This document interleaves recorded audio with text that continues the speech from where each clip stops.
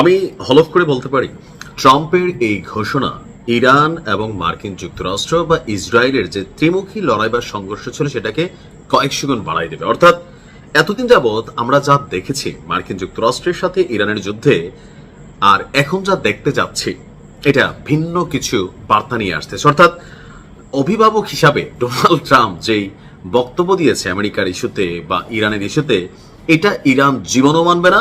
আর শুধু তো মানবে না তা না, ট্রাম্পের এই ঘোষণা ইরানের অর্থনীতিতে চাবুকাঘাত করবে, ইরানকে গোটাই ফেলবে, সমুদ্রে ইরানের যে রাজত্ব আছে সেই যুগেরও অবসান ঘটানোর মতন ঘোষণা দিয়েছে, যেটা নিয়ে ইরান কখনোই মেনে নেবে না। তো রেজাল্ট কি?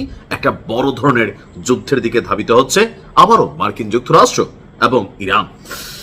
দর্শক, আপনার যেই জিনিসটাকে নিয়ে মূল ঘটনাটা ঘটছিল সেটা ছিল পরমাণু।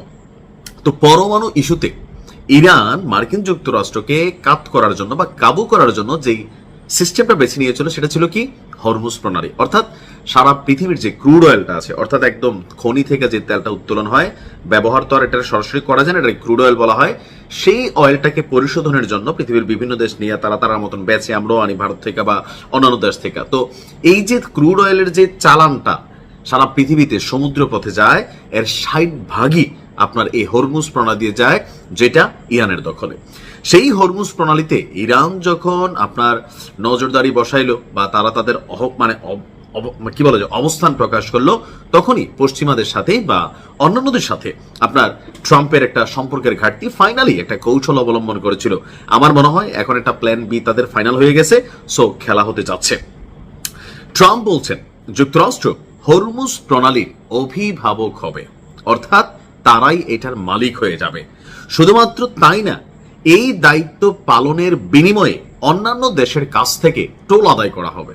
অর্থাৎ এখন ইরান নিচ্ছে ইরানের বাড়ির গাড়া, ইরানের সীমানা, সেই ক্ষেত্রে এটা ইরান চাঁদাবাজি করতেছে বরাবর দাবি করা মার্কিন যুক্তরাষ্ট্র, তারা বলছে তারা এটা দখলে নিবে এবং তারা অন্যান্য দেশের কাছ থেকে টোল নেবে। আজকে ফক্স নিউজকে দেওয়া এক সাক্ষাৎকারে ট্রাম্প বলছেন আমরা প্রণালীটি রক্ষা করব। তো কার কাছ থেকে রক্ষা করবেন? মনে করলাম যে ইরান দখল করে রাখছে অবৈধভাবে, তো ইরানের কাছ থেকে রক্ষা করবেন কেন? ইরান কি করতেছে? এই পথ দেয়া যারা ইসরায়েলের সহযোগী রাষ্ট্রগুলো আছে তাদের কাছ থেকে তারা টোল আদায় করতেছে বিভিন্নভাবে, যারা মার্কিনী বা আরো অন্যান্য রাষ্ট্র যারা ইরানের বিরুদ্ধে যুদ্ধ করে তাদের কাছ থেকে তো নিচ্ছে, সবার কাছ থেকে কিন্তু নিচ্ছেও না। তো এখন সেটা রক্ষার বদলে আপনারা ছাইরা দেন, রক্ষা করলেন, তারপর এটা উন্মুক্ত করে দেন না। তিনি বলছেন আমরা রক্ষা করব, সম্ভবত এর পরিচালনাও করব। তো তারপর কি করবেন? আমরা এর অভিভাবক হয়ে উঠবো। এরপর এজন্য আমাদেরকে অর্থ পরিশোধ করতে হবে, আর সেই অর্থ হবে অনেক, মানে বয়স বেশি হলে যা হয় আর কি। তার বক্তব্য বিশ্বের ধনী দেশগুলো যুক্তরাষ্ট্রের মিত্র হওয়ায় তাদের এই ব্যয় বহন করা উচিত।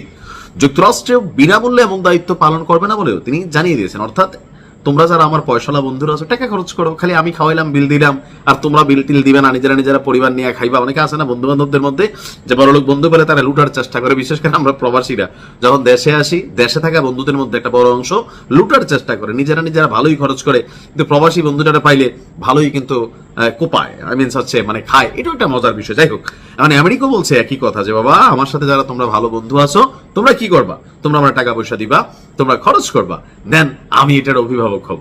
এখন ইরান এই বিষয়টাকে আসলে মেনে নিবে। ইরানের একটা বড় ধরনের অর্থনৈতিক ফান্ডিং আসে এই লাইন থেকে।